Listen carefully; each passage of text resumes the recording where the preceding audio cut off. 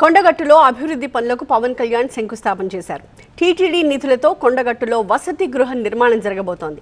మొత్తం 35,19,00,000 రూపాయల టీటీడీ నిధులతో కొండగట్టు అభివృద్ధి జరగబోతోంది. సత్రం, దీక్షా విరమణ మండపాల నిర్మాణాలకు శంకుస్థాపన చేశారు ఏపీ డిప్యూటీ సీఎం. కొండగట్టులో ఆలయ మర్యాదలతో పవన్ కళ్యాణ్ కు అర్చకులు స్వాగతం పలికారు. కొండగట్టు ఆంజనేయ స్వామిని దర్శించుకుని ప్రత్యేక పూజలు చేశారు పవన్.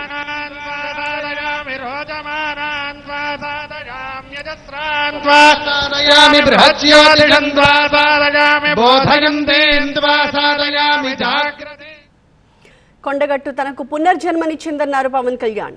హైటెన్షన్ వైర్ల నుంచి కొండగట్టు ఆంజనేయ స్వామి తనను కాపాడారన్నారు.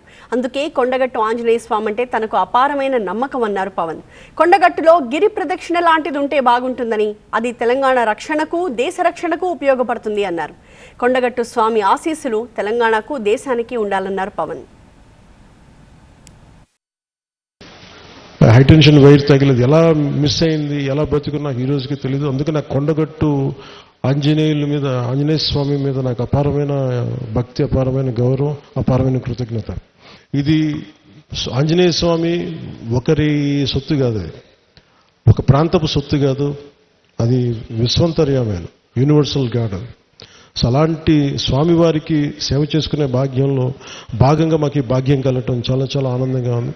గిరి ప్రదక్షిణకి నిజంగా చేద్దామంటే ఆ గిరి ప్రదక్షిణ శక్తి ఎలాంటిదంటే కొండగట్టు స్థానం ఇది తెలంగాణ రక్షణకి, దేశ రక్షణ కూడా పనిచేసేంత గొప్ప గిరి ప్రదక్షిణ అవుతుంది.